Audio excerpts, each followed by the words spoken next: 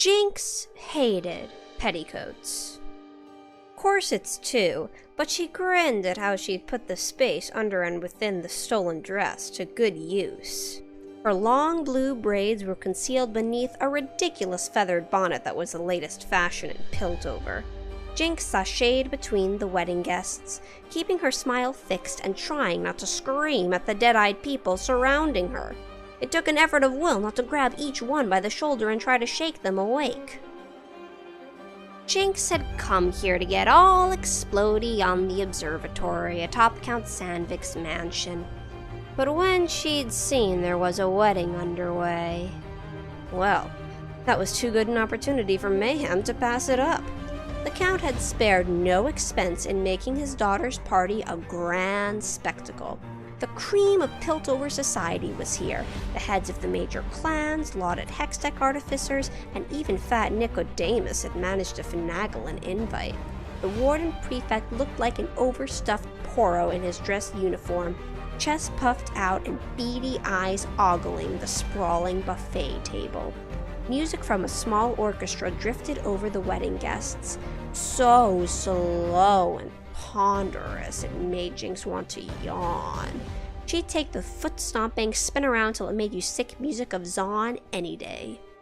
Hex lumens fitted with rotating zoetropes and oddly angled lenses projected spectral dancers onto the floor that pirouetted and spun to the delight of laughing children who'd never known a moment of hunger, pain, or loss. Mimes and sleight-of-hand artistes moved through the crowd, delighting the guests with the fingerwork of their card tricks. Jinx had seen better. The sump snipes of the boundary markets would quite literally give any of these performers a run for their money. Pictures of Piltover's bigwigs hung on walls, paneled with oak and inlaid with geometric copper fretwork. The men and women in the portraits looked down on the people below with haughty disdain.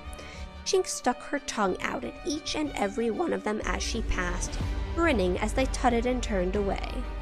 Windows paned with colored glass patterned the mosaic floor with rainbows, and Jinx skipped merrily over every bright square as she made her way to a table heaped with enough food to feed 100 families in Zaun for a month.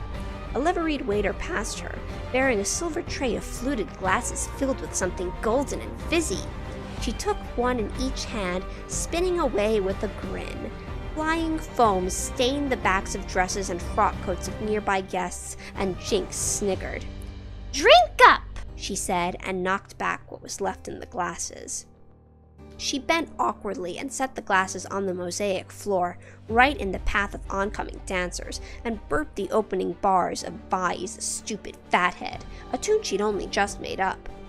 Flicks of society ladies turned to sneer at her coarseness, and Jinx covered her mouth in mock, wide-eyed embarrassment. "Sorry, I accidentally did that on purpose."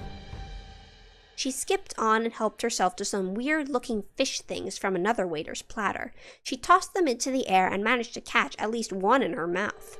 A few fell into her enhanced cleavage, and she plucked them out with the glee of a sump scrapper who'd found something shiny in the ooze. "You thought you could get away from me, fishy fishes," she said, wagging a finger at each morsel. "Well, you were wrong."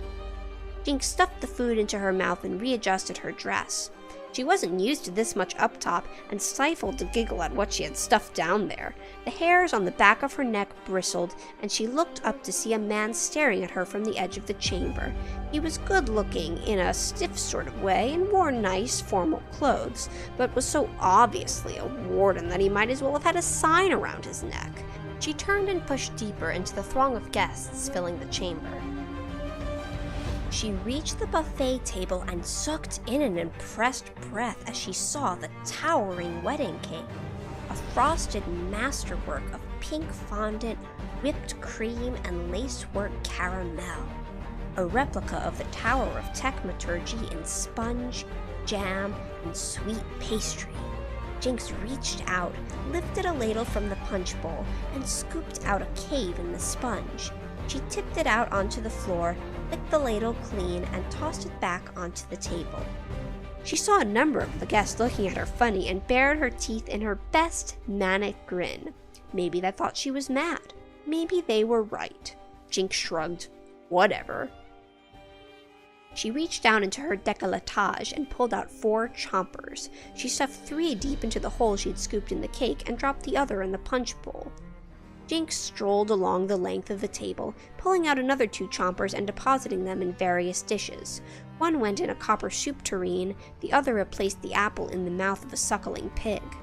Her dress was a lot looser without the additional baggage upstairs, and as she pulled down the side zipper, Jinx spotted the good-looking man she'd earlier pegged as a warden making a beeline for her through the guests. "About time," she said, spotting another 4 gussied-up wardens, 3 women and a man, converging on her. "Ooh, and you brought friends, too." Jinx reached around to the small of her back and pulled the knot securing the petticoats around her narrow waist. The bottom half of her dress sank to the floor as her corset fell away to surprised gasps of the men and women around her. Revealed in her pink leggings, ammo-belted shorts, and vest top, Jinx ripped off the bonnet and shook her hair loose. She reached down and swung Fishbones up from where it had been concealed beneath her dress and hoisted the weapon up to her shoulder. "Hey, folks!" she yelled, leaping onto the buffet table and drawing Zapper from her thigh holster. "Hope you're all hungry." Jinx spun on her heel and fired a crackling bolt of energy down the table to the chomper in the pig's mouth. "'Cause this buffet is to die for." The chomper exploded, draping the nearest guests in ribbons of scorched meat and fat. A chain reaction of detonations followed. The tureen blasted into the air to drench scores of guests in hot beef soup. The punch bowl blew up next, and then the climax of the detonations, the wedding cake. The 3 chompers inside detonated simultaneously, and the towering confection launched into the air like a rocket. It almost reached the stained glass ceiling before it arced over and nose-dived back to the floor. Guests scattered as the giant cake exploded on impact, and fondant fragments flew in all directions. Screaming guests ran from the blasts, slipping and tumbling in patches of gooey cream and sizzling punch. "Seriously, folks," said Jinx, blowing a loose strand of blue hair out of her face. "Screaming helps not at all." She skipped down the ruined buffet table and fired a rocket from Fishbones that blew out the nearest window. Iron bolts from hand crossbows flashed past her to embed in the walls, but Jinx laughed as she leapt through the shattered window frame to land in the garden beyond. She rolled back to her feet and pulled up short.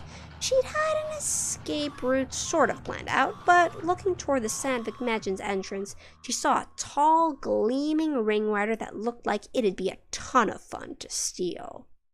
"Now that I gotta try." She slung Fishbones over her shoulder and elbowed a host of gawping Sandvik footmen out of the way, settling into the disc runner's hand-tooled leather saddle. "So, how do you start this thing?" she said, staring at the bewildering array of ivory knobs, brass-rimmed dials, and gem-like buttons on the control panel in front of her. "Time for a little trial and error." Jinx hauled back on the nearest lever and hit the biggest, reddest button she could see. The machine throbbed beneath her, spooling up with a rising whine and hum of building power. Blue light spun around the outer edges of the wide disc as the main doors to the mansion slammed open. Stern voices yelled at her to stop. Like that was gonna happen. The stabilizer struts retracted into the gleaming frame, and Jinx whooped with manic glee as the disc runner shot away from the mansion like a super mega death rocket. "See ya!" she yelled over her shoulder. "Awesome party!"